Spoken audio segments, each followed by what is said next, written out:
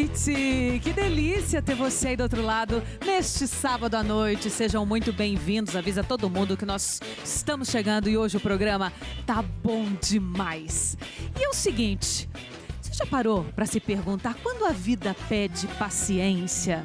Há momentos em que nós precisamos construir, outros desconstruir. E essa é a dinâmica da vida. Ter consciência desse tempo, de quando a vida pede paciência, é fundamental para evitar ansiedade e frustração. E para ter essa postura paciente, você não precisa entrar na inércia, mas simplesmente seguir em frente, sendo o melhor que puder.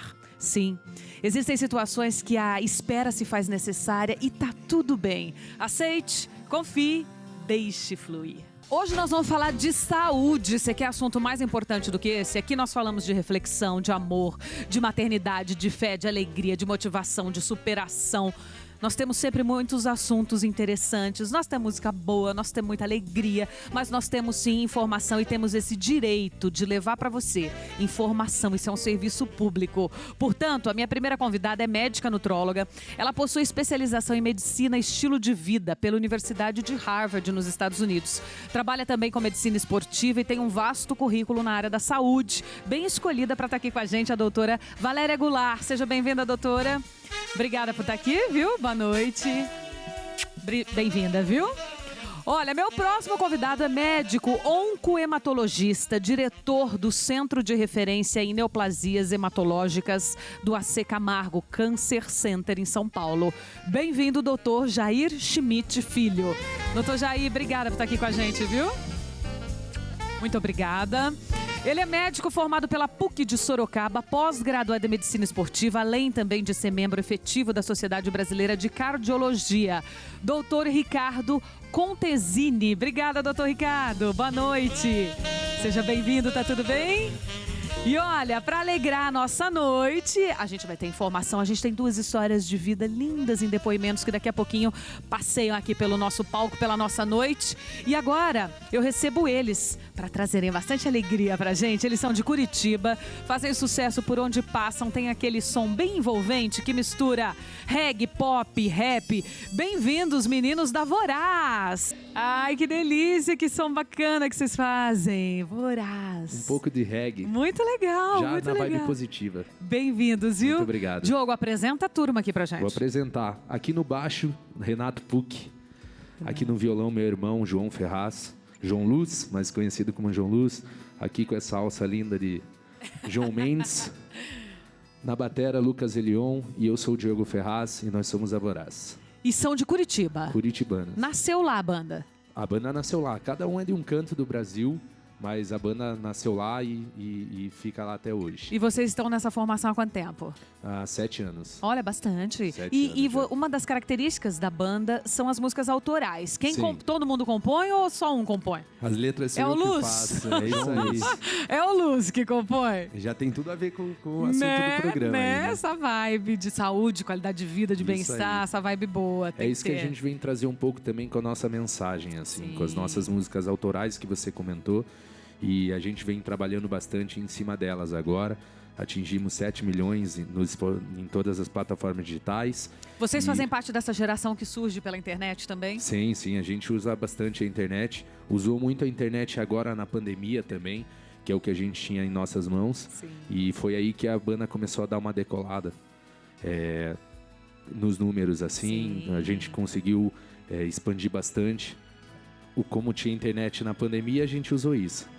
Certíssimo, fizeram muito bem. Daqui a pouquinho nós vamos papear mais, Tá vamos cantar bastante. E se vocês tiverem alguma dúvida aqui com os médicos, quiserem fazer também a sua consulta, fique à vontade, Pode viu? deixar. Hoje eles estão aqui pra gente. Sejam bem-vindos ao nosso programa. Que bom que a gente pode falar, acima de tudo, né, gente, de qualidade de vida, de bem-estar, que a gente possa se ajudar nesse momento. Eu estava aqui conversando com as nossas convidadas sobre essa avaliação precoce, ser atento aos sinais. Porque quantas vezes, e aí independente da área, que a gente sente uma dor, sente uma coisa diferente, sente um incômodo e deixa pra lá, né? E esse deixar pra lá, e eu quero que vocês possam me ajudar a falar sobre isso, é o que complica, não é, doutor? Com certeza. Se você sente que tem alguma coisa errada, você tem que escutar o seu corpo. Sim. E se você perceber que tem alguma coisa errada, você tem que procurar o seu médico. tem que levar a sua queixa para que a sua queixa seja avaliada. Não tenha dúvida. A gente tem essa mania, né, de... vou tomar um remédio aqui, daqui a pouco passa. Sinto isso há muito tempo, isso é normal, todo mundo tem dor. Gente, não é normal. A dor não é normal. Todo mundo tem dor. Não, a gente tem que ir atrás e ver o que está acontecendo, não é maquiar, né? Amanda, os sintomas têm que ser valorizados, né? Sim. Então, se o indivíduo está sentindo alguma coisa diferente, sentindo alguma coisa que não sentia, que não é do seu dia a dia, isso deve sim ser falado para o médico e deve ser pesquisado. Falando um pouquinho de infarto... Chega um pouquinho mais perto só seu microfone, por favor. Falando um pouquinho de infarto, para você ter uma ideia, existem vários tipos de dores que têm infarto. Por exemplo, as dores nas mulheres que estão infartando é diferente das dores dos homens. Explica pra gente a diferença. Claro. A dor nos homens, a dor mais conhecida é aquela dor no precórdio, na região do peito, em aperto, e que pode irradiar para o pescoço e para o braço. Muitas vezes nas mulheres, a dor é muito mais epigástrica, que faz uma confusão com dor do estômago, uma gastrite ou uma úlcera, e pode não irradiar, pode ficar somente restrita. Então, muitas vezes, uma simples dor de estômago, que a pessoa acredita ser uma dor de estômago, pode ser, sim, um primeiro sinal de infarto. Por isso que é super importante, sentiu algum sintoma, tem alguma coisa diferente, procure seu médico, faça os exames periódicos, porque isso pode fazer uma grande diferença depois em relação à qualidade de vida, saúde e até de morte. Falando enfim, nós vamos falar de endocrinologia, nós vamos falar de alguns cânceres, nós vamos falar de algumas coisas. Estamos com o cardiologista. Quando a gente fala de check-up, a gente costuma dizer, pelo menos uma vez por ano tem que fazer. Mas é um tempo grande para que as coisas possam ir surgindo, né? Vocês acham que esse acompanhamento tem que ser feito em um tempo menor ou isso é diante de sinais? Isso muda diante de sinais? Bom, em relação ao check-up, eu acho que é importante, pelo menos, a pessoa fazer uma vez por ano um check-up mais completo com seu médico de confiança, porque senão, às vezes, a pessoa vai deixando e o tempo passa muito rápido, né? Então, quando a gente for ver, já esqueceu de fazer e isso vai... eu acho que o mais importante é a medicina preventiva, você prevenir ao invés de ter uma doença. E aí, nesse exame mais completo, esse check-up que a gente fala, então já tem algumas sinalizações que, às vezes, a pessoa já pode ter um açúcar do sangue, que a glicemia já mais aumentada. Hoje existem exames que ele pode detectar quanto tempo já está aumentado. Então, o médico já começa a ter uma sinalização, já começa um aconselhamento, porque hoje as pessoas têm que mudar o estilo de vida, né? Não adianta realmente, se tem uma tendência na família, por exemplo, de diabetes, de problema de tireoide. Então, isso já é um indício até do médico já fazer uma procura. Eu acho que é fundamental as pessoas procurarem fazer todos os seus exames e estarem em dia. Doutor Jair, o câncer, ele é muito silencioso, né? Tem doenças que você descobre num simples check-up. Vai lá achando que está tudo maravilhoso e quando você vê, você está com um desafio ali. Nem sempre ele dá sinais. E aí, como lidar com isso? Tem alguns tipos de câncer que você já tem que individualizar muito essa questão do rastreamento. Então, você vai levar em conta os fatores de risco que aquele determinado paciente tem. Então, a depender do tipo de exposição que ele teve ao longo da vida dele, a depender da história familiar de câncer também. Então, tudo isso, na verdade, você vai adaptar para fazer esse rastreamento. Mas isso vale lembrar que é para alguns tipos de câncer somente. Geralmente são os mais comuns, né? Então, a gente tem isso muito claro, por exemplo, o rastreamento do câncer de mama, do câncer de próstata. São os mais comuns, esses que você está citando. Sim, exatamente. Mama, próstata... Mama em mulheres, 30%. Próstata em homens também, mais ou menos 30%. E quando você já vai para os demais, já é menos de 10% em relação à distribuição, por sexo, tá? Então, ali, normalmente, você vai ter que individualizar. Então, tem se falado muito nessa questão aí dos tumores gastrointestinais, né, de câncer de intestino, de uma certa forma, que você individualiza muito a questão da realização da colonoscopia, dependendo da idade, né, isso vai muito de acordo com a história familiar também, de você antecipar a realização da colonoscopia periódica, ou de você manter a idade padrão, normalmente é por volta de 45 anos. Então, isso claro, são medidas que a gente tem de rastrear, né? Mas vale lembrar que você tem vários outros tipos de câncer que são raros, na verdade, e que muitas vezes você não tem como prevenir todos, você não tem como rastrear todos. E aí sim é muito importante a questão do diagnóstico precoce, que aí vai em conta tudo aquilo que a gente já falou aqui sobre você estar atento aos sintomas, avaliar muito bem os sintomas e tentar chegar a um diagnóstico mais precoce para também ter um tratamento com maior eficácia. Quando a gente fala, doutor, em prevenção, falando de coração, né? O que a gente pode fazer para prevenir o infarto, por exemplo? Algumas atitudes, né, alguns hábitos são muito bem-vindos, né, em relação à proteção e à prevenção, como disse a doutora, né? Eu acho que a grande coisa que a gente tem que fazer é realmente prevenir as doenças, os fatores de risco que podem levar a algum tipo de doença. E do infarto a gente tem algumas que são bem específicas, né? Tabagismo, isso é uma coisa que no Brasil, após a intervenção do governo já há muitos anos, a gente está tendo uma queda até do hábito do tabagismo, mas ainda é muito alto aqui no nosso país, então esse é um dos grandes fatores de risco. O diabetes é um enorme fator de risco para a doença cardiovascular. O colesterol também é super importante.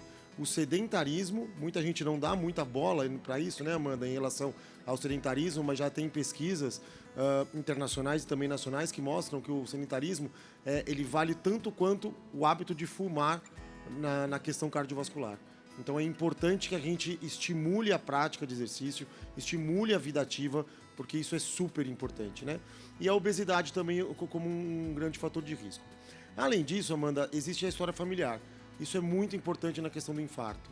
Então, se você já teve um pai, teve uma mãe, um avô, um tio que teve um infarto agudo do miocárdio, que teve esse tipo de doença, é super importante você fazer a prevenção, você ficar de olho nos fatores de risco, controlar esses fatores de risco, porque sim, existe uma chance aumentada de você ter qualquer tipo de evento cardiovascular.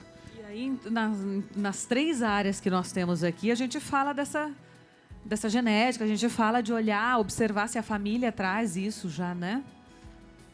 Acho que é super importante a gente ter esse olhar também. É super importante, porque várias doenças são de caráter hereditário e são de caráter genético. Por exemplo, o colesterol ele tem um alto impacto genético. Quase 80%, 70% do colesterol muitas vezes é hepático. Ele é produzido pelo fígado e ele não é por alimentação. Então, muitas vezes não adianta a gente também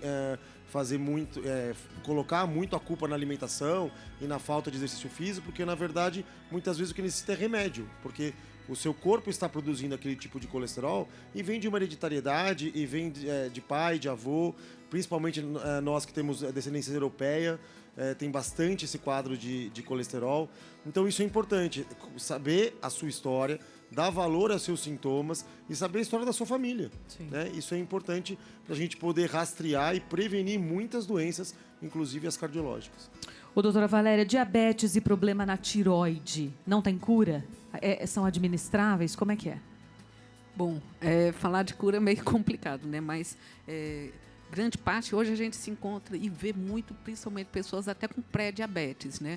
Uma mudança do estilo de vida, com o hábito saudável, alimentar, fazendo atividade física, controlando níveis do açúcar no sangue, faz uma reversão, né? Então, hoje a gente pega bastante pacientes que têm, né, esse quadro, tanto pré-diabetes e até diabéticos, e problema da tireoide no Brasil é muito comum, e você tratar, né? Então, muitas vezes tem que fazer o uso medicamentoso, dependendo do caso, porque às vezes só junto à mudança de estilo de vida, ela vai fazer parte, né? E às vezes a pessoa realmente tem que fazer o uso, né, de medicamentos, o médico tem que fazer esse controle junto com o paciente, ele tem que entender, porque grande parte das pessoas não sabe nem que tem diabetes, né? Então não faz o exame básico, um problema de tireoide, isso vai afetar muito, né? Conforme o doutor falou, a diabetes hoje é um risco muito grande cardiovascular, então às vezes a pessoa quando chega no cardiologista já vai ver um paciente diabético, né? Então já tem diversas complicações,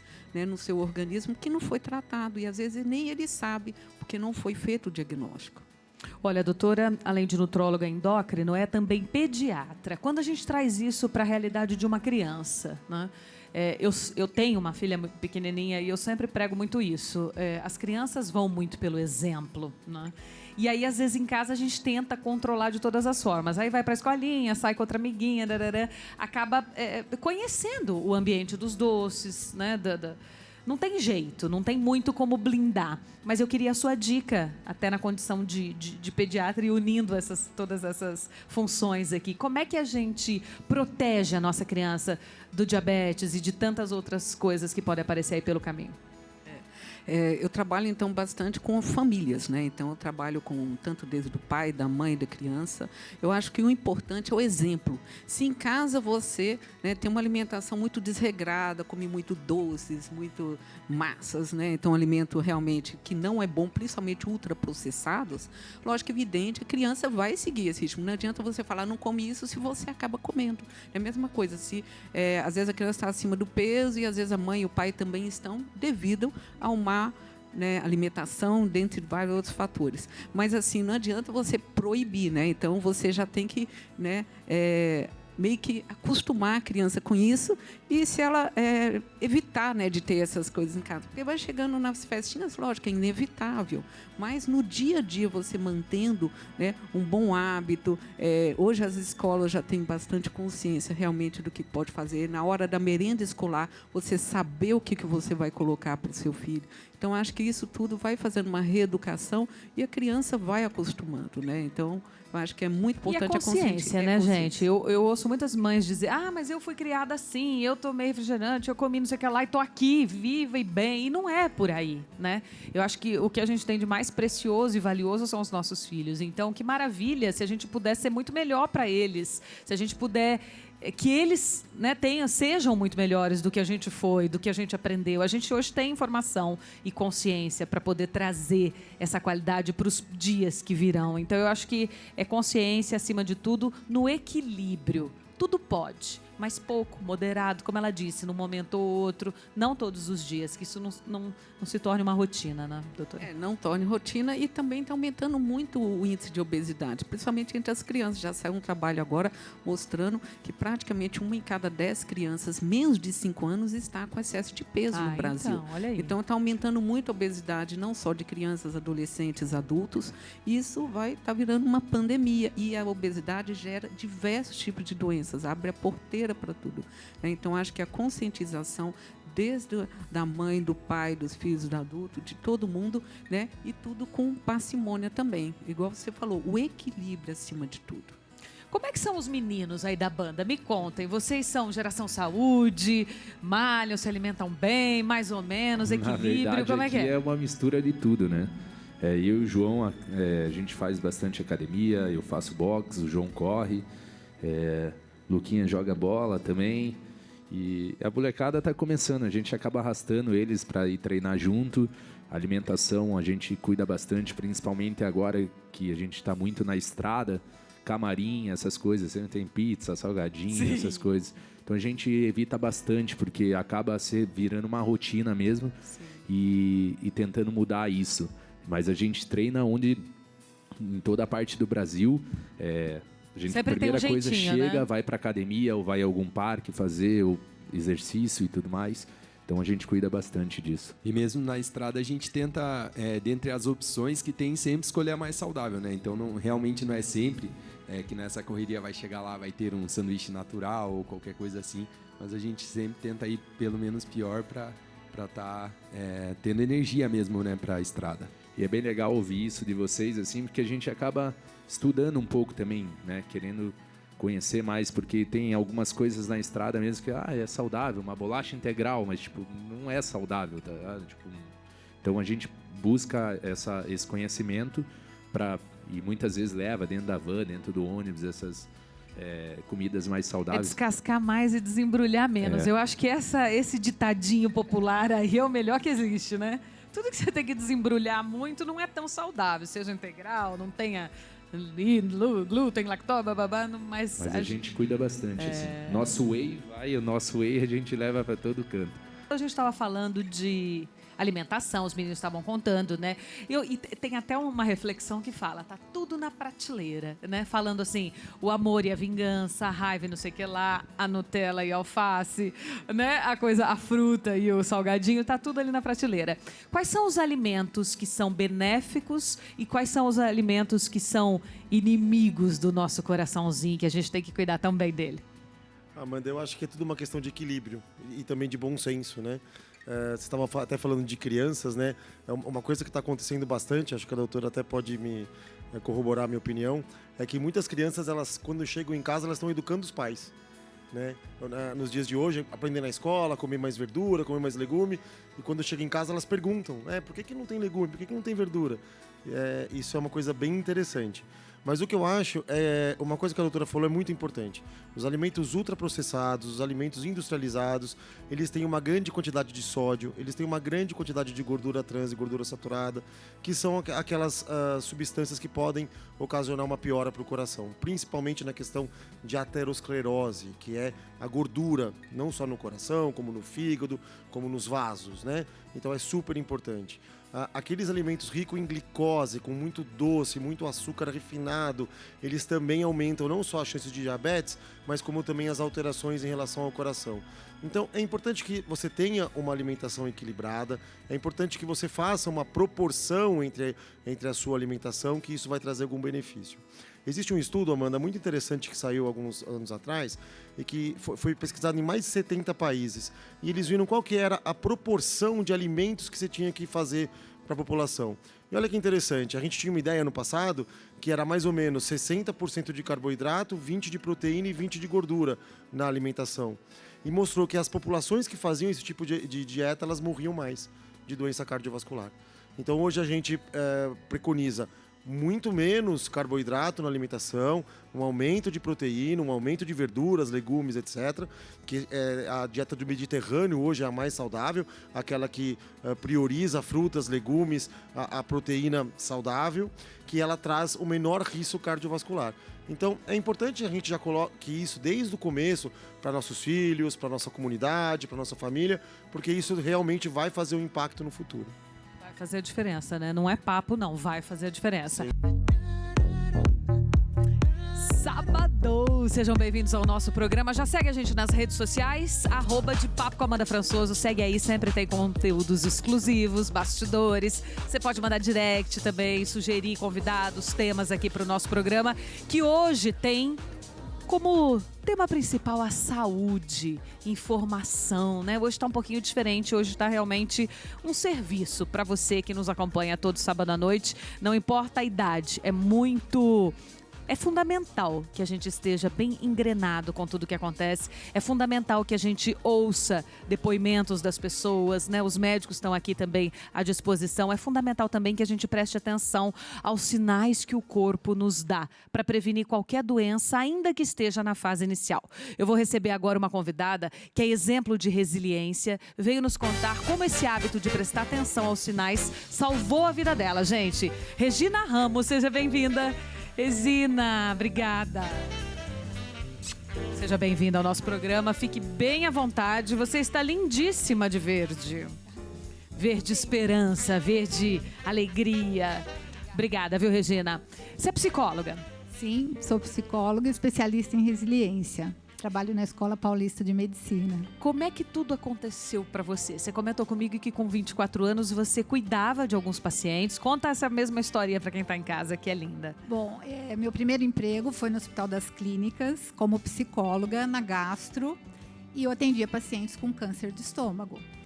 E aos 42, depois eu fui trabalhar na área empresarial, mas aos 42 anos eu senti 3 pontadas aqui, em cima do meu estômago, e eu fui diagnosticada muito rapidamente com um câncer gravíssimo, e eu fui operada em 5 dias. Eu descobri... Oi?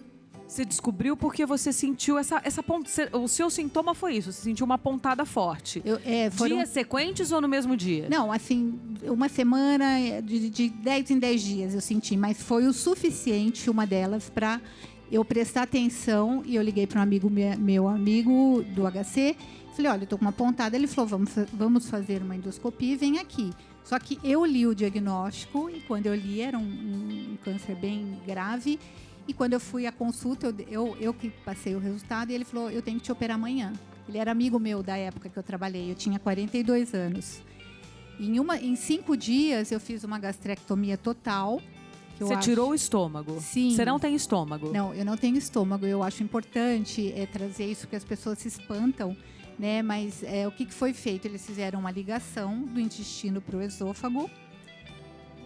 E foi um momento bem de superação, um divisor de águas na minha vida, porque eu tive que fazer uma readaptação muito grande, em todos os sentidos. Primeiro, no físico e, ao mesmo tempo, no emocional. Em 5 dias. Segunda, eu fui à consulta e, na sexta-feira, eu fui operada. Pelos meus amigos que eram residentes. Eu tive essa sorte, grande sorte. E aí, Amanda, eu fiz 1 mês de rádio, 6 meses de químio. E uma coisa que eu acho muito importante eu colocar é que, assim, a importância, vocês até já colocaram aqui, de estar atento, você colocou, para os sinais. Que eu tive essa grande sorte, eu posso estar aqui hoje, porque eu percebi que alguma coisa não estava legal. E, então, quanto mais cedo se fizer o diagnóstico, maior é a chance de cura do paciente. E, né, e hoje todo mundo vive tão distante, com tantas informações de fora, né? E para perceber o que o teu corpo diz para você, muitas vezes não dá mais tempo. A questão da saúde, né? Tem promoção, tem prevenção, aí você vai ao médico, o médico cura, só que às vezes não dá mais para curar. Tem vários casos que não dá mais para fazer. Então, acho muito importante isso, a gente estar atento, né? O que o corpo está dizendo. E, no meu caso, especificamente, eu sou muito feliz de hoje poder ajudar as pessoas. Não foi fácil, né? Eu tive que fazer uma readaptação, mas eu tenho uma vida super saudável hoje. De tudo isso que vocês estavam falando, uma alimentação equilibrada, a única coisa que eu tenho que mastigar bem, como todo mundo. Eu faço o que todo mundo deveria fazer. Pratico muito esporte, só para o pessoal saber que eu tenho uma vida normal. Já fiz a meia Mizuno, que é uma maratona. Né? Eu comecei a correr, então eu tenho uma vida super normal, sou super feliz, trabalho com isso hoje, ajudando as pessoas, porque eu falo, olha, é bom ter um câncer? Não é, a gente não precisa chegar a esse ponto. Então, eu tento passar isso, né? Que, graças a Deus, eu consegui me tornar essa pessoa que eu sou, tendo passado por isso. Mas o meu trabalho é falar, não chegue onde eu cheguei. Você não precisa chegar. Isso eu acho que é legal desse teu programa hoje. Você não precisa chegar. Eu vejo uma moçada muito nova, né? Eu trabalho com empresas também, que quando eu faço um gráfico, a nota da saúde é baixa. Porque tem uma vida, você só trabalha... Não é que não é para trabalhar, né? Trabalhar é muito bom. Mas você entende o que eu falo? A gente se desliga, se distancia de si. Então, acho que isso é muito importante. E não sei se eu posso continuar falando, mas... O que foi fundamental para você nesse processo de cura, de tratamento, Eu acho assim, tanto para o paciente quanto para a família, é uma fase de autoaceitação, é uma fase que muitas vezes você questiona a vida, Deus, as coisas que você acredita, o que você já fez, a sua história, as suas honras, né? Sim. A gente já passou por isso na minha família e é uma coisa engraçada, assim, porque eu digo que o tratamento do câncer, ele não é só para o paciente, bem como tantas outras doenças, mas especialmente esse, a família participa de tudo muito junto, né? O que foi fundamental para você? Olha, eu acho que eu tive algumas experiências bem fortes, saindo agora do campo da medicina. Em primeiro lugar, né, o médico fez o que tinha que ser feito, que eu acho que o que você tem que buscar. Então, o médico foi eficaz, eu tive um tratamento rápido, graças a Deus, mas eu tive algumas coisas espirituais que me ajudaram muito, porque no momento que eu vi que era muito grave...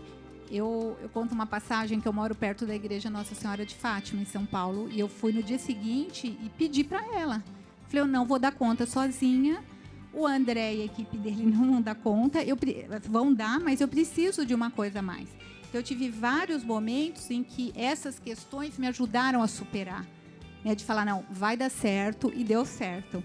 E eu gosto de contar isso também, que um dia antes da cirurgia, eu estava muito preocupada com o meu amigo que ia me operar, porque apesar de ser médico, operar amigo é um desafio, não é? Vocês que são. E aí eu falei, preciso falar uma coisa para ele antes da cirurgia. E aí eu fui numa papelaria comprar uns cartões para dar para meus amigos, para minha família. Eu ia escrever, né? Foi um prazer te conhecer, meio assim, eu não sabia se eu ia sobreviver. E eu abri um livrinho e estava escrito assim, que o médico... perguntou para Deus como ele poderia curar a sua paciente. E Deus respondeu para o médico, eu faço a parte de Deus. e você faz a parte do médico. E eu falei isso para o meu amigo antes da operação. Então, acho que tudo isso, né, é importante a medicina, mas a gente não desistir nesse momento, é como você falou, super importante a família apoiar, estar presente. A minha família, por exemplo, a minha irmã e minha prima colocaram a foto dos meus filhos na parede do hospital, e todos você falou, né, o quantos filhos são importantes, você tem uma filhinha. Eu olhava para os meninos que tinham 9, 6 anos e eu falei, eu vou dançar a valsa da formatura com eles. Eu vou. Isso foi fundamental para eu não desistir naquele momento. Foi meu significado de vida. E eu sempre falo, coloca foto. Quando o pessoal me pergunta como eu ajudo, eu falo, coloca foto. E, né, então, uma emoção muito grande foi poder dançar valsa com os meus filhos na formatura. Estão formados, estão super bem. Que coisa linda, né? É muito como a gente encara. Eu sempre conto, eu já contei outra vez no programa, mas sempre chega gente nova, acho que vale repetir. Eu tive uma manager, uma empresária, uma pessoa muito importante, uma segunda mãe. E ela teve um câncer, um mieloma múltiplo. E no momento da químio, um dia eu fui visitá-la e ela estava sentada na cadeira com aquele cheio de saquinhos, né, doutor? Vitamina, bababá, os tratamentos, né, oncológicos ali todos. E já bem, assim, debilitada, mas graças a Deus ela, né, sobreviveu e se curou disso. Morreu depois de outras coisas. Mas estava com tudo ali e tal, e aí eu entrei e ela super alegre, disse assim, Amanda, dá uma olhada, olha que coisa mais linda, isso aqui é minha árvore da vida. Porque eram saquinhos coloridos, né? Amarelinho, verdinho, tal. E aí eu falei, meu Deus, como que as pessoas encaram de formas diferentes, né? Os tratamentos e as doenças. Ela poderia estar ali prostrada, né? Não brava, mas assim, questionando tudo aquilo, não querendo receber aquilo, magoada, frustrada. E não, ela estava felicíssima porque ali estava a árvore da vida dela. Então, eu acho que o psicológico, o olhar, e o doutor já também pode falar um pouquinho sobre isso com a gente, a forma como a pessoa encara é fundamental no tratamento, não é, doutor? Com certeza. Bom, é sempre bastante emocionante ouvir relatos como o da Regina. A gente tem bastante disso no nosso dia a dia, né?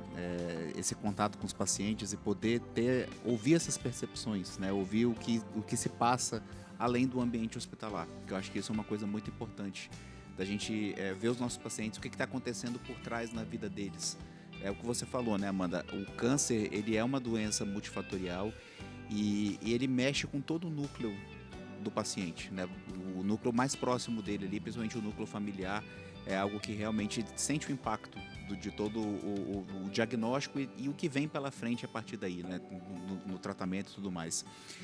E, claro, a gente fala muito sobre essa questão do enfrentamento, ela é importante. Então, desde a questão física, que é o que a gente falou bastante sobre essa questão aí, não só da prevenção, né? Muito desses vilões aí que o Ricardo falou, tabagismo, sedentarismo, obesidade, também são vilões na oncologia, né? Então, assim, você também previne alguns tipos de câncer, evitando esses fatores de risco, mas aqueles pacientes que, mesmo quando são diagnosticados, vão começar um tratamento oncológico, estar bem fisicamente também é importante, né? Então, cada vez mais a gente também tem visto isso.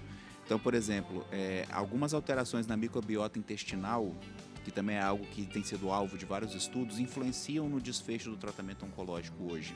Isso a gente também já sabe, né? Então, um exemplo disso é a imunoterapia, que hoje no tratamento contra o câncer, ou seja, de você estimular o sistema imune do próprio paciente contra a doença, ela pode ser influenciada por uma questão que ninguém dá muita bola, que é a microbiota. Então, já tem estudos mostrando que isso daí de fato influencia. Então, ou seja, você estar bem fisicamente para suportar um tratamento oncológico, que muitas vezes é agressivo, você estar bem mentalmente, né? Conforme a Regina colocou o depoimento dela aí também, ter esse enfrentamento de maneira adequada, com certeza vai influenciar aquele paciente a poder passar por todo o tratamento, né? E o tratamento contra o câncer hoje, aliás, durante muitos anos, era o tripé, né? Que é o que a Regina descreveu aí. Cirurgia, quimioterapia, radioterapia, né? Então, assim, durante muitos anos foi isso. Mas hoje já mudou bastante, né? Esse tripé continua sendo importante, mas foram agregadas outras modalidades de tratamento, né? O que a gente tem de mais moderno, de mais novo? Bom, na minha área especificamente, né, de cânceres do sangue, a gente continua tendo, por exemplo, transplante de medula óssea, que é algo que a gente já tem aí de algumas décadas para cá. Um pouquinho seu microfone.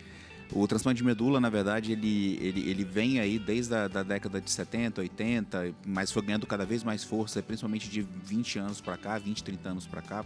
Continua sendo uma modalidade muito importante para tratar vários tipos de câncer, como o mieloma que você citou. Autólogo. Isso, o autólogo, que é do próprio paciente, dele para ele mesmo, ou o alogênico, que ele receber a medula de uma outra pessoa, né? Então, assim, cada tipo de transplante desse tem o seu racional por trás, né, para justificar o embasamento da indicação.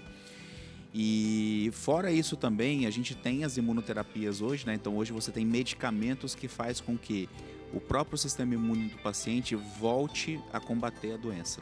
Tá? Então isso é algo importante e está muito na vanguarda da oncologia moderna e já está disponível hoje para tratamento de vários tipos de câncer.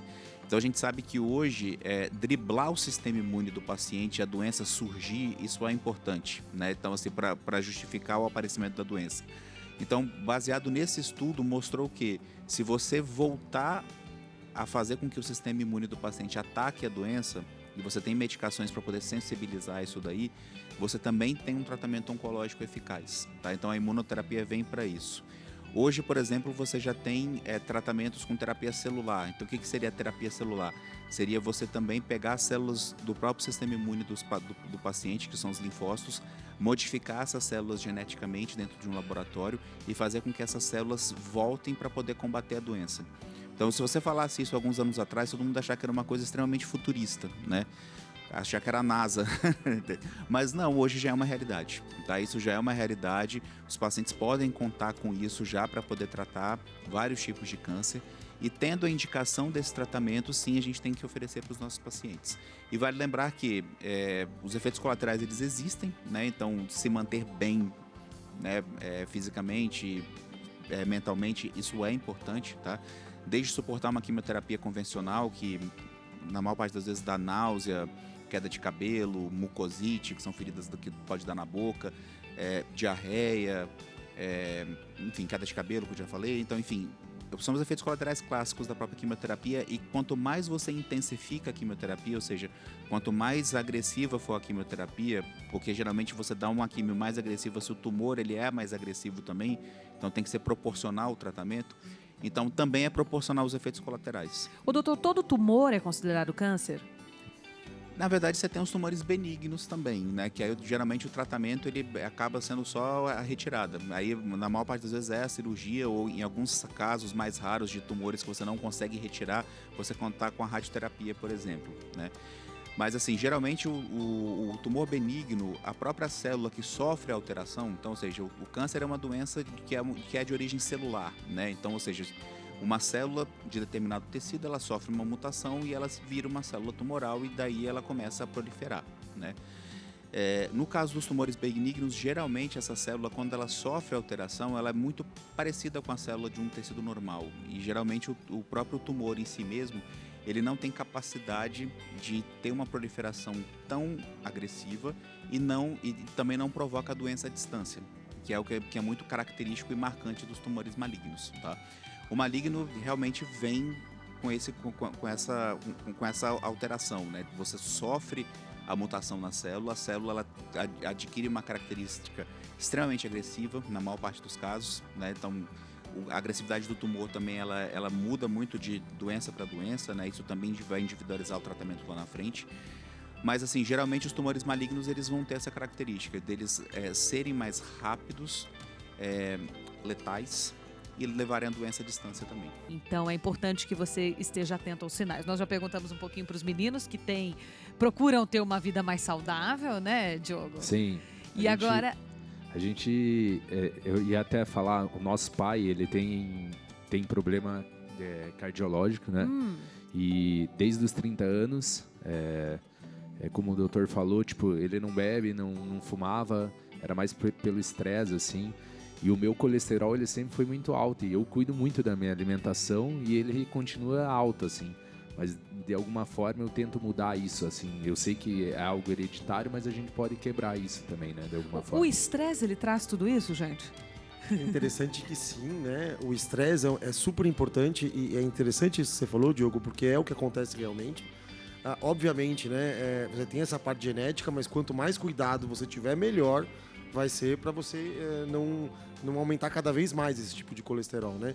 Mas o estresse é muito importante, o sono é muito importante, né? Hoje a gente vive numa sociedade que a gente não está privilegiando o sono, né? A gente acaba dormindo poucas horas e existem inúmeros estudos mostrando que quanto menor as suas horas de sono e de sono de qualidade, maior a chance de ter algum tipo de doença, né? Inclusive cardiovascular. E o estresse, sem dúvida, também.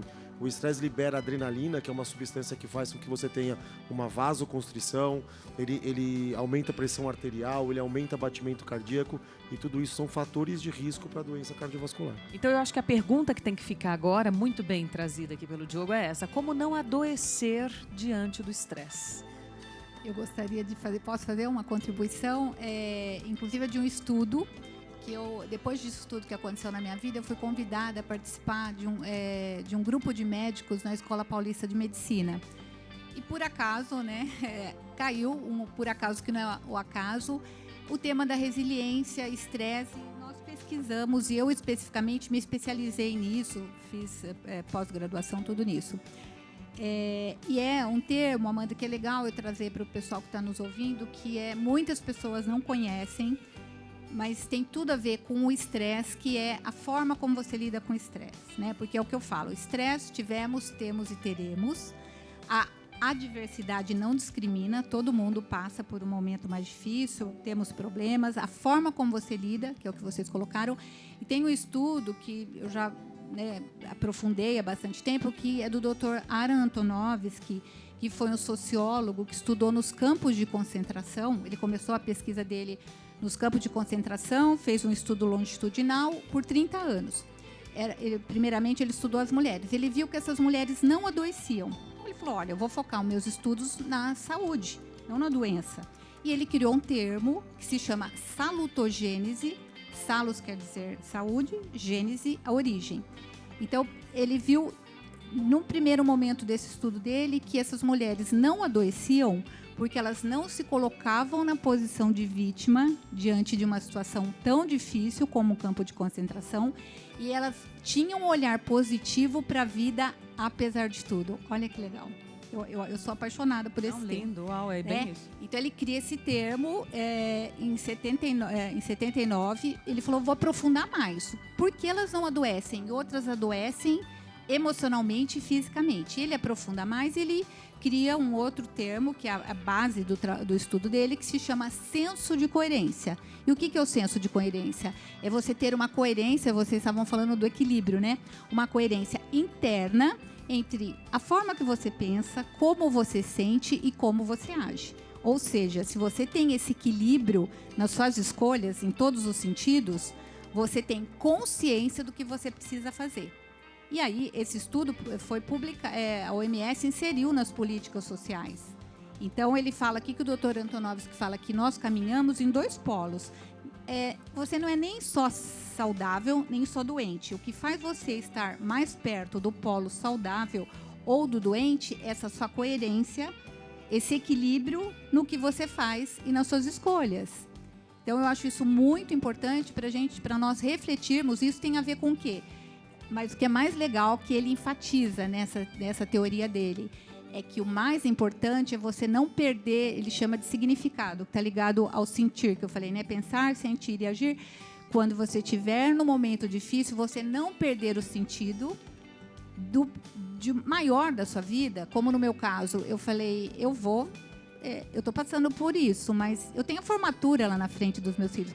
Ele fala que sempre, quando você está num momento difícil, se você conseguir achar um significado de vida, você passa por isso com toda a força, você consegue lidar com o estresse de uma forma mais positiva, você não deprime, o seu sistema imunológico não fica tão afetado, e você pode passar por isso. Estou falando do lado mais emocional, né? Os dois estão me olhando, tem a questão do físico, mas você passa disso de uma forma mais positiva, e a tendência de você adoecer é menor. Tanto que tem um estudo que foi aplicado em pacientes cardíacos, né, quando foi feita essa validação desse estudo no Brasil, para poder, tem até uma ferramenta que mapeia isso, eles aplicaram nos pacientes na Unicamp, em Campinas, em pacientes que tiveram um infarte. Quem os pacientes que tiveram um resultado alto nesse mapeamento não voltaram a ter um infarto. Porque eles sabiam que eles tinham que escolher fazer caminhada, uma alimentação saudável, que se eles fizessem isso, eles não voltariam a ter outro infarto. Os que tiveram neste mapeamento o resultado baixo voltaram a ter outro infarto. Por quê? Porque eles não tiveram esse equilíbrio, essa consciência do que deveria ser feito. Eu acho que a palavra é equilíbrio, né? Isso chama bastante atenção. E é interessante que a gente percebe muito que tem muito paciente que tem um infarto, tinha uma vida totalmente desregrada, e após o primeiro evento, ou infarto, ou derrame, ou algum tipo de doença, ele muda totalmente de vida. Porque ele tenta, aí sim, fazer um equilíbrio. E isso é interessante, porque isso acontece muito. Eu acho que o estresse é uma coisa que a gente tem que ficar bastante de olho. Uma coisa muito bonita na sua história, Regina, e isso é uma coisa que a gente está estudando hoje em dia, que é a espiritualidade dentro das doenças. Então já tem gente estudando medicina e espiritualidade. Os pacientes que acreditam em algo, os pacientes que têm alguma religião, independente de qual seja, que acredita em alguma coisa, eles têm menor recorrência, eles têm maior quantidade e qualidade de vida. E isso é super importante. Então não é só a ciência, não é só a parte física. Também a parte emocional é importante, a parte espiritual é super importante. E esse conjunto de coisas que a gente pode falar em equilíbrio, eu acho que traz o melhor resultado.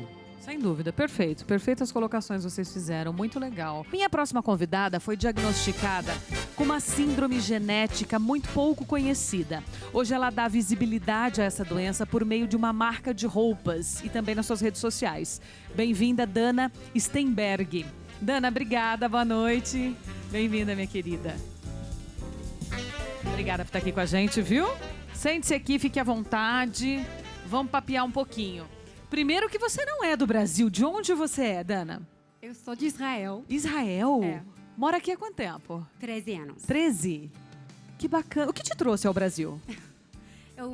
Eu casei com um brasileiro e a gente ficou aqui. Que legal. E você gosta do nosso país? Tem gostado? Tem se sentido em casa aqui? 13 anos é recente ainda, né, gente? Então, Já deu para conhecer muito, mas ainda é... Não, mas eu amo o Brasil. Que bom, que bom. Eu vivo aqui muito feliz. A gente tem 2 filhos pequenos Que já nasceram aqui. Sim. Então, família brasileira. Que lindo. Que lindo, assim como a sua história. A Dana foi escolhida pela nossa produção para estar aqui, como também é uma palavra de incentivo para você, né, que esteja passando pelo momento que for, para que você sempre se sinta acolhido, para que você sempre tenha fé em tudo que você mais acreditar na vida e em você mesmo. Com 35 anos, você recebeu o seu diagnóstico. Você passou uma vida sem saber que você tinha nascido com uma questão. É isso, Dana? Conta pra gente. Isso mesmo. Eu tenho uma síndrome genética que chama síndrome de Ehlers-Danlos. Como ela é genética, eu nasci com ela e teve sintomas desde que nasci. Quais sintomas? Sintomas diferentes quando eu era criança. Eu ia deslocar muito as articulações, por exemplo. Teve problemas pulmonares, problemas no intestino. Parece que cada vez outra parte do meu corpo estava com um problema. E como ela é genética, também minha mãe, minha irmã mais velha, tem essa síndrome também. E também não sabiam? Não, e ninguém... Tudo era normal na minha casa. Na síndrome de Ehlers-Danlos, a gente tem uma coisa que é hipermobilidade articular. Sabe, que senta com a perna atrás da orelha. Tipo, então, eu ia fazendo todas essas coisas, essa palhaçada, e tudo era normal na minha casa, porque todo mundo faz isso. E o que aconteceu, que em algum momento, depois do meu segundo parto, meu corpo piorou, tudo piorou. E foi para muitos médicos. E cada médico parece que ele estava olhando esse quadro. Isolado, né? Ela estava me contando aqui no intervalo que, por exemplo, ela machucava o pé. E, né, o ortopedista, ele olhava aquilo, né? Ninguém olhava ela como um todo. Exatamente. Até eu cheguei a um médico que ele falou para mim... pode ser que você tenha essa síndrome que chama síndrome de Ehlers-Danlos, mas sabe o que? Acho que você não tem, porque ele é muito raro. Então, não perca seu tempo nem procura. Isso aqui no Brasil já? É. Então, eu fui procurar. E quando eu achei um médico que ele é realmente especialista nisso, ele me diagnosticou na hora. Olha.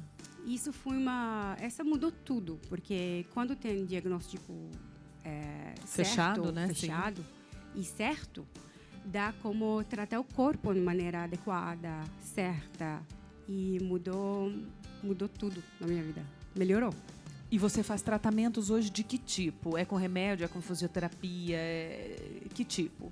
Muita coisa. Remédios e fisioterapia. Eu preciso de fazer muito fortalecimento dos músculos. Eu preciso ficar muito forte. Então, o tratamento ele é bem integral mesmo. Nutrição saudável, sono bom. Tem que tratar qualquer parte do corpo, na verdade. Nossa, que diferente. Você já tinha ouvido falar, gente, médicos, dessa doença? Ehlers-Danlos, sim. É uma hiperfrouxidão ligamentar, né? Então, tem até alguns livros que contam que na época do circo, aquelas mulheres que eram colocadas nas caixas, né? Que elas tinham essa síndrome, assim. Então, e dá muita lesão de ligamento, né? Muita lesão de músculo, dói bastante, né? Nossa, e é muito tempo. Ela demorou 35 anos para ter esse diagnóstico. E quantas pessoas podem passar por isso, né, com essa síndrome? E existem outras, eu acho, síndromes invisíveis também, né? Então isso é Existe importante muito. mesmo, para que a pessoa perceba que... E o fundamental, que eu acho que os nossos profissionais aqui assinam embaixo no que eu vou dizer, você tem que sim, quando tem alguma questão que está recorrente, não está se resolvendo, olhar o todo, né, gente? Porque se você ficar focada só no que está acontecendo naquele momento, você sempre vai contar com esse desafio. Então, acho que essa pessoa que te trouxe esse todo foi fundamental para o teu tratamento ter sucesso, como você tem feito. Muito. Esse tratamento teu, então, tem o quê? Uns 4 anos, é isso que você me disse? 4 anos. Que você tem feito o tratamento, que você diz que já melhorou, mudou muito as coisas para você. Isso. E há uma tendência dos teus filhos terem isso também? Sim. Mas isso já foi isso? Eles já mostram sinais, os dois. Na verdade, não fechei diagnóstico para eles, mas já comecei. Eles têm 6 e 8 anos. Eles já começaram a fazer fisioterapia. Então, eu falei que eu não preciso agora fechar o diagnóstico, mas já podemos fortalecer eles. Estimular. Para eles não sofrer como eu sofri. Ô Dana, o que você fez com tudo isso para ajudar o próximo, para curar a si mesma, né? Porque eu digo, quando você falou tão bem agora, quando você tem um diagnóstico fechado, o olhar muda para as coisas que você sente, né? O caminhar muda. Exatamente. Eu estava muitos anos sozinha, com muitos preconceitos da sociedade, muito julgamento. Eu não conseguia fazer muitas coisas que eu queria fazer. E quando eu cheguei a fechar o diagnóstico, eu queria muito ajudar as outras pessoas a não se sentir sozinhas. Mas a grande mudança foi ano passado, quando aconteceu uma coisa e meu corpo até piorou mais do que era. Eu fiquei 2 meses na cama. Nem consegui levantar a cabeça de dor. E eu pensei, isso aí. Agora eu vou ficar o resto da minha vida na cama. Qual é o meu valor?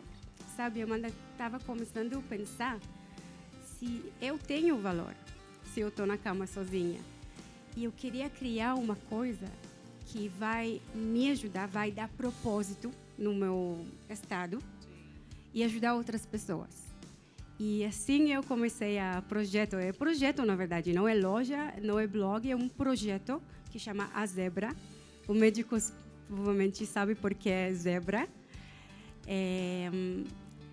E esse projeto nasceu com essa ideia de ajudar outras pessoas com doenças invisíveis se sentir que tem propósito na vida delas, que elas não estão sozinhas e quebrar muito preconceitos. Paradigmas, né? E são essas camisetas, ela tá com uma agora, ó, Rara, tá escrito, Rara, Rara, Rara. E aí você tem várias camisetas com frases de otimismo, frases de motivação, palavras positivas, é isso? Isso aí, porque tem muitos preconceitos ainda e muitas pessoas com doenças invisíveis que escondem. Eles não falam sobre isso. E tem muita vergonha ainda. E estou aqui para quebrar essa vergonha e falar. Sim. Porque... Vergonha de quê? Vocês têm que ter muita honra de estarem, né? Você está aqui hoje, puxa vida, linda, né, Regina? Saudável, conversando com a gente, né? Com a cabeça super boa, né? Voltada a querer ajudar outras pessoas, a querer ser exemplo, como está sendo.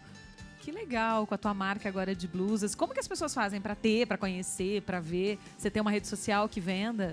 Tenho o meu Instagram, que é Dana a Zebra. E tem uma loja que ela é 100% online, na verdade. Que legal. Vendo tudo online. Que legal. Que coisa linda a tua história. Lindo, lindo. Viu que com ela você possa, assim, influenciar outras pessoas, acima de tudo, a se aceitar, a se querer bem, a entender o seu valor, né? E a buscar uma forma de ficar confortável em qualquer que seja a sua situação. Porque nem sempre a gente comanda isso. Aliás, nunca a gente comanda, né? É com a vida, é com Deus e só Ele sabe os motivos das coisas acontecerem pra gente. Mas a forma como a gente lida com tudo que nos acontece, sim. Isso a gente coordena, isso a gente administra. Exatamente. E você tem feito isso de uma forma brilhante. Parabéns, viu? Pela sua Obrigada. história de vida. Muito bom ter você aqui. Obrigada. Muito bom. Regina, quer falar alguma coisinha pra ela? Bom, a Hannah, nós viemos juntas e eu me emocionei, né? Eu trabalho com biografia humana, além de trabalhar com resiliência, e sempre tem esse olhar ampliado. Quando ela contou a história dela, eu fiquei muito emocionada, eu estava no banco de trás e eu falei, que história mais linda de resiliência. E em todo o caminho eu fiquei pensando e ouvindo que ela nunca se colocou na posição de vítima, né? É que é uma das coisas que eu falei agora há pouco. E ela teve um olhar, além de poder fazer uma coisa para ela, ajudar o outro. Isso é muito legal, né? Quando a gente encontra o propósito, e imagino quantas pessoas a Hannah não vai ajudar hoje, você, Amanda, com o programa, né? Gente compartilhando. Isso é muito significativo, né? É muito legal isso tudo. Muito mesmo.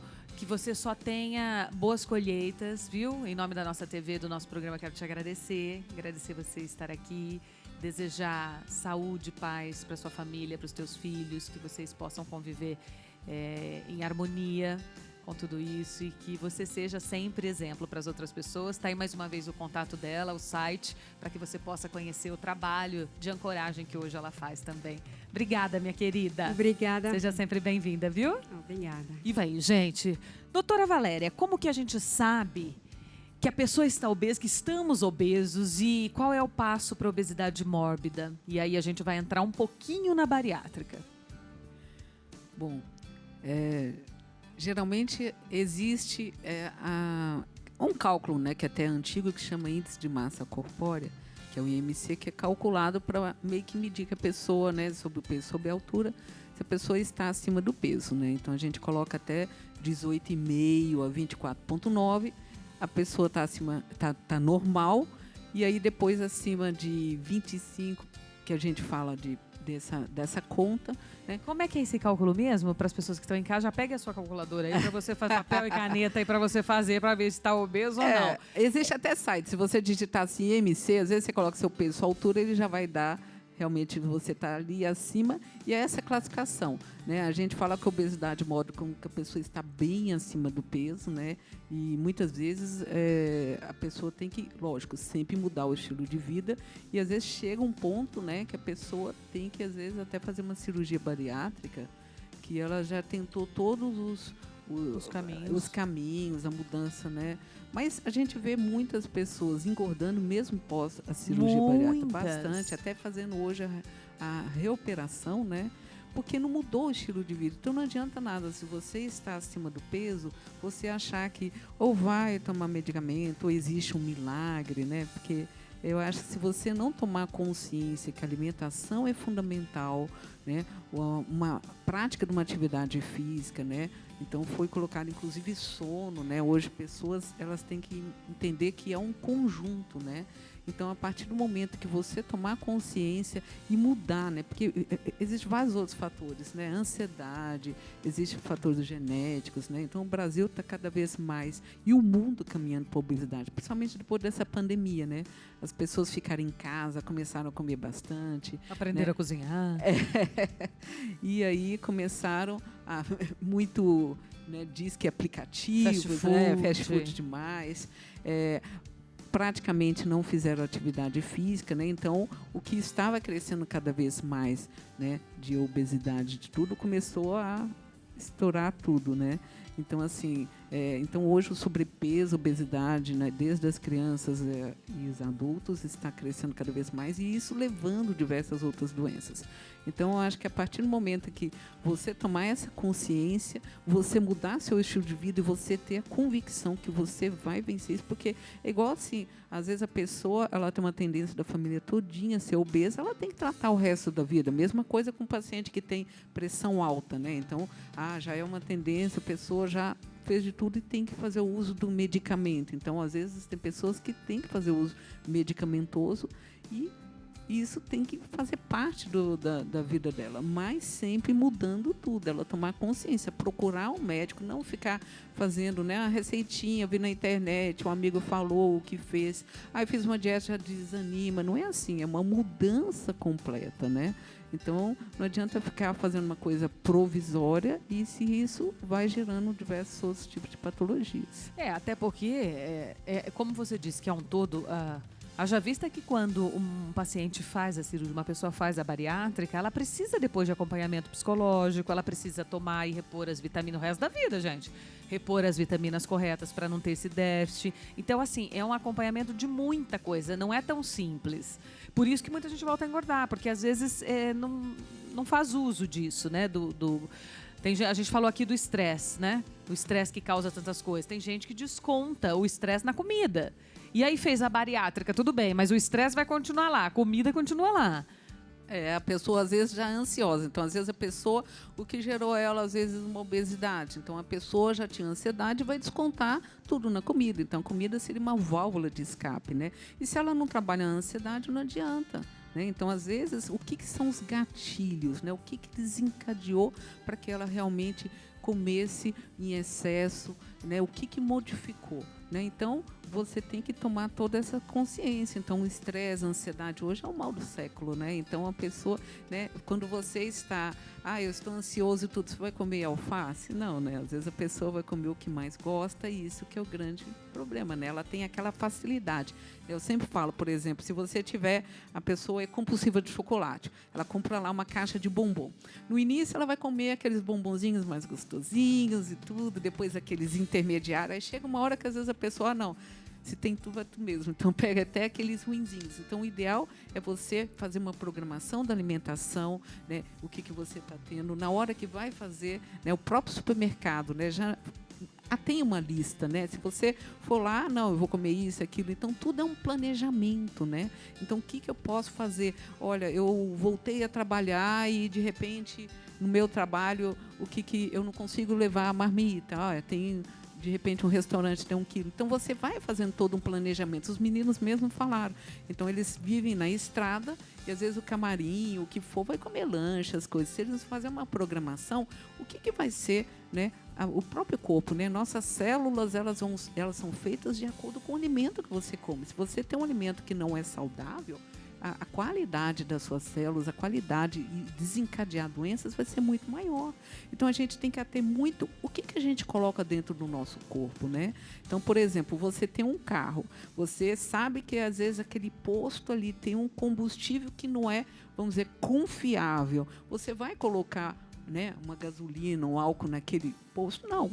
Né? Então, a mesma coisa. Por que eu vou colocar esse alimento que não é saudável para mim praticamente quase todo dia, né? Então, o que você está fazendo para você mudar sair depois isso? É difícil, gente. Não pensa, eu vou provar, ela entrou. Não, para sair depois, olha, dá o que fazer. Eu sempre digo isso. o equilíbrio que a gente tanto falou. Então, assim, se tá com vontade de muita vontade, vai lá na sua padaria, compra o seu docinho favorito, come e acabou. Não leve o dito cujo pra sua casa, porque se você comprar uma torta desse tamanho, você vai comer a semana inteira. Não tem jeito, né?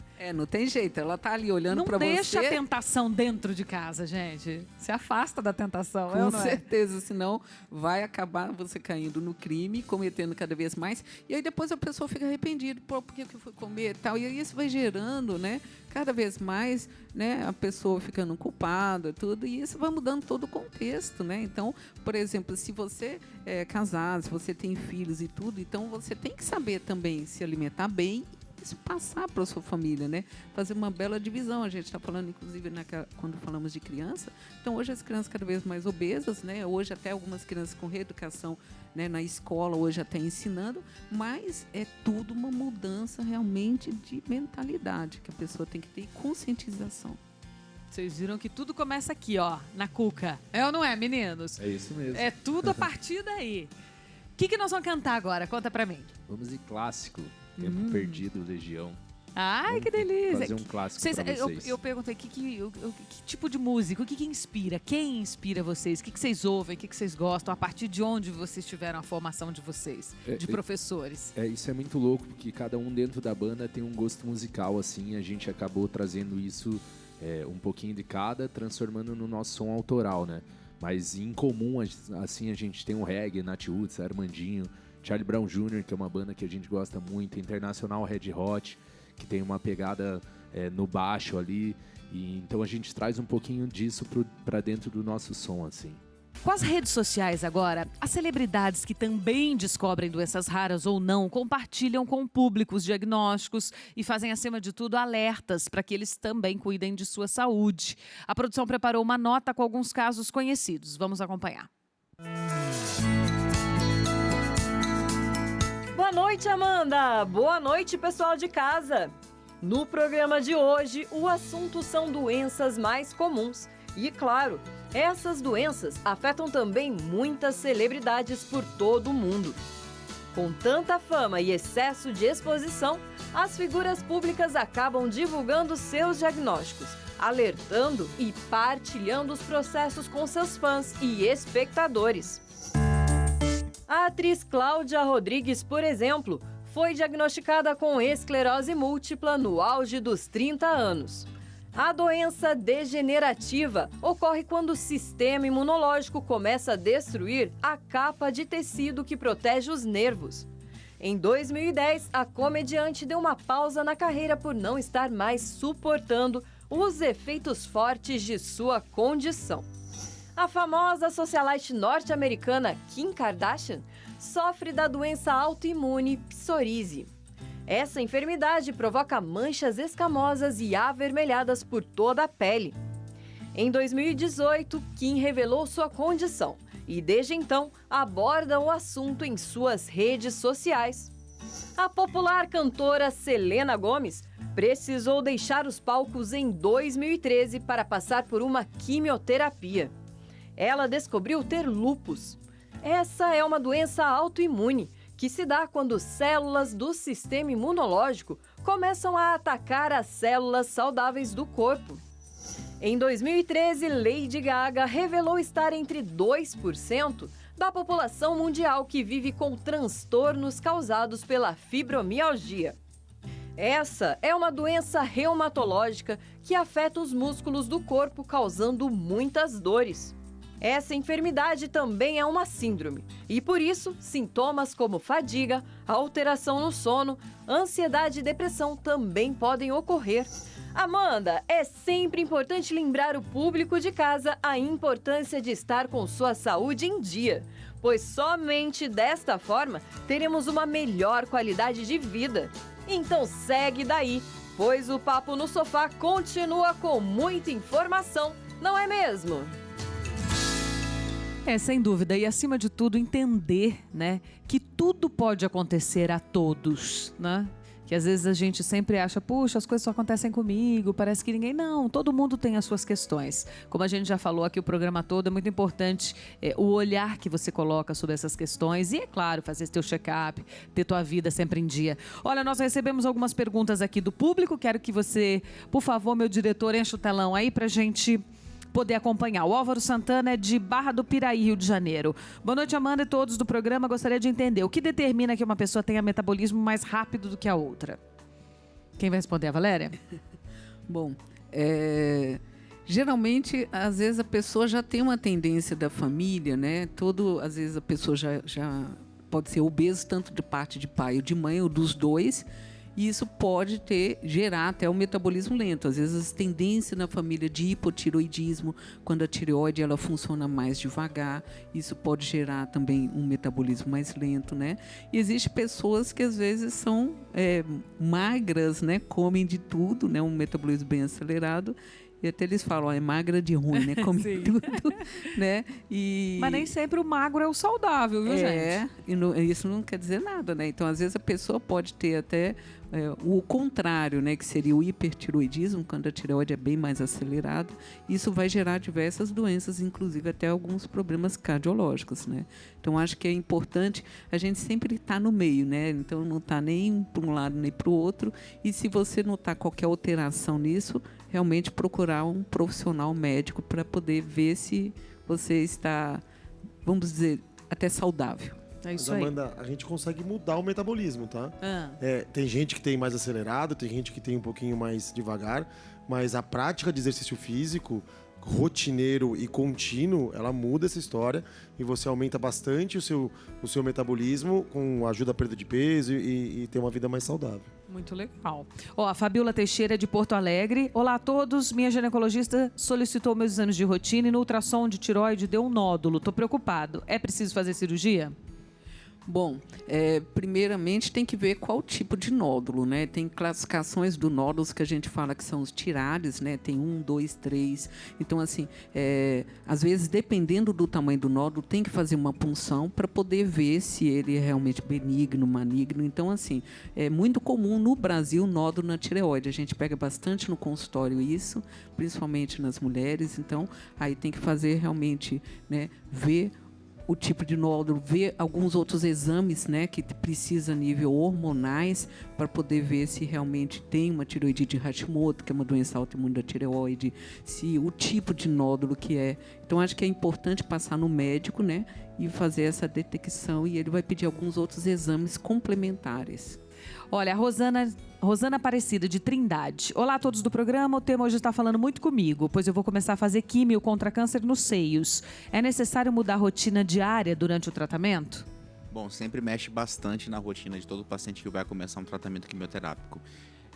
Tem que ter vários sinais de alerta, na verdade, sobre os principais efeitos colaterais que vão acontecer, né? Então é importante conversar com o médico que vai prescrever a quimioterapia, entender quais são os principais efeitos colaterais que vêm. Então, conforme eu disse, a quimioterapia, na verdade, ela vai muito de acordo com o tipo de tumor e o tipo de combinação de quimioterápicos que você faz.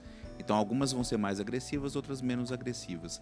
Mas, de uma certa forma, tem que ver o potencial de náusea que pode provocar, o potencial de queda de cabelo que pode provocar, de imunidade baixa que pode provocar, de mucosite que pode provocar.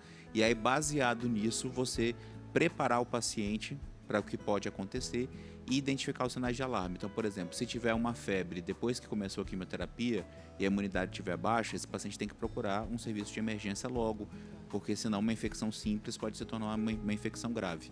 Então, acho que o mais importante, claro, é deixar o paciente o mais orientado possível com relação aos principais sinais e sintomas e as orientações do que ele deve fazer caso ele apresente.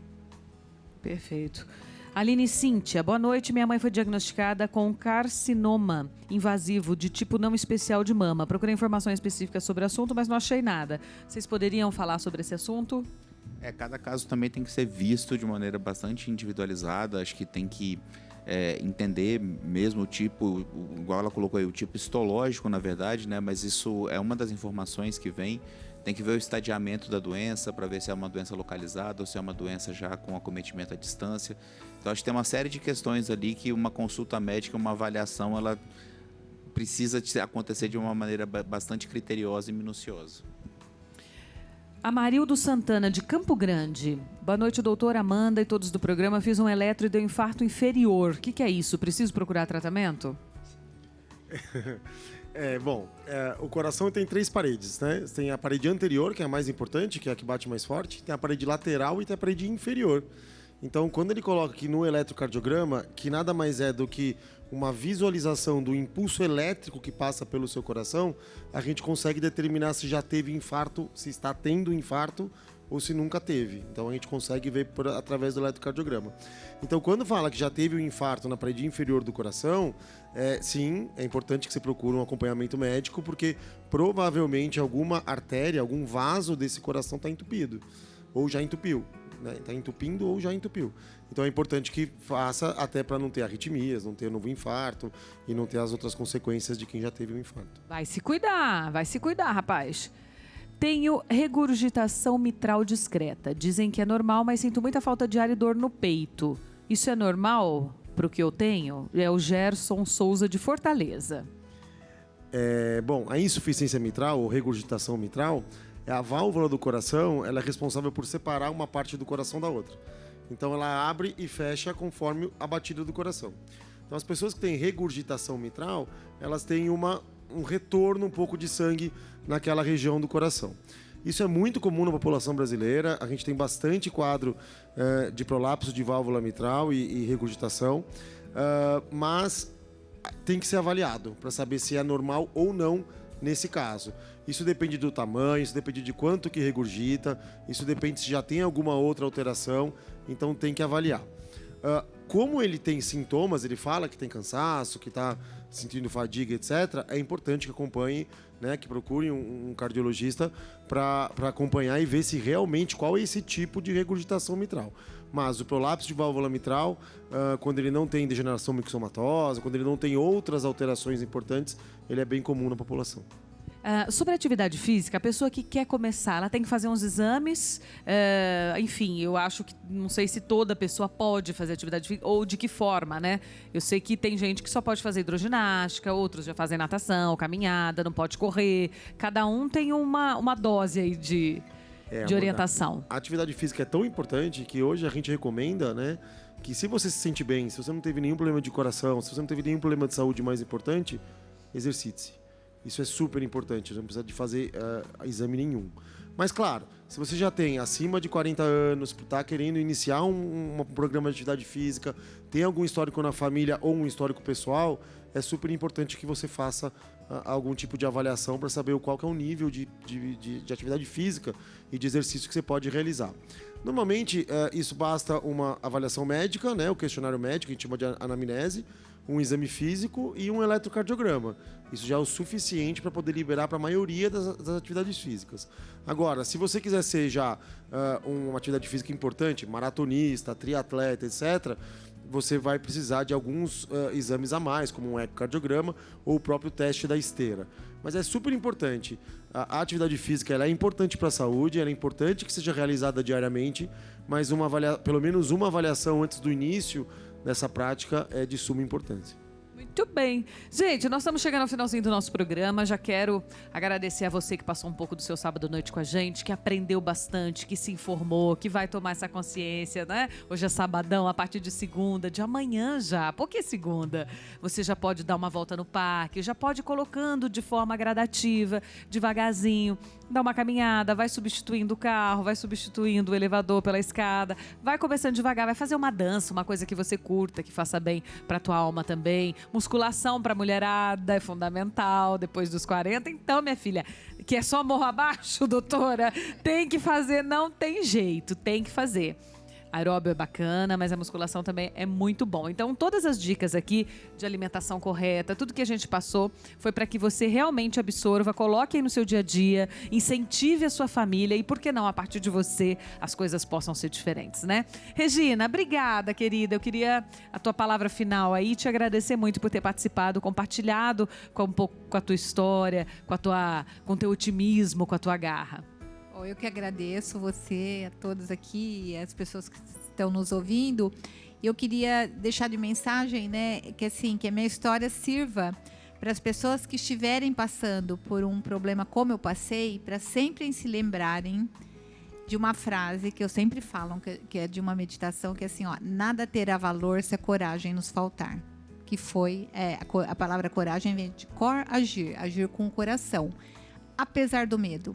Eu tive medo, Amanda, muito medo de deixar meus filhos pequenos, mas o meu sentido de vida foi maior e isso faz com que eu possa estar aqui hoje. Então, assim, que a gente possa ajudar, né? E as pessoas lembrarem de que tem que estar atento, sim. Né? Como eles falaram, não ignore os sintomas. Se eu tivesse esperado um pouco mais, eu não estaria aqui hoje. Então, é muito sério, né? É isso. Então, muito obrigada pelo seu convite e parabéns. Programa bem legal. Obrigada a você, eu que te agradeço. Doutor Ricardo, muito obrigada, viu? Obrigado a você, Amanda. Obrigado ao convite. Como mensagem final, eu acho que a gente tem que falar de prevenção, a gente tem que falar de equilíbrio, né? Então, procure seu médico, né? Faça a prevenção, escute o seu corpo, né? Preste atenção nos sintomas e se tiver alguma doença, dê o primeiro passo para a mudança, né?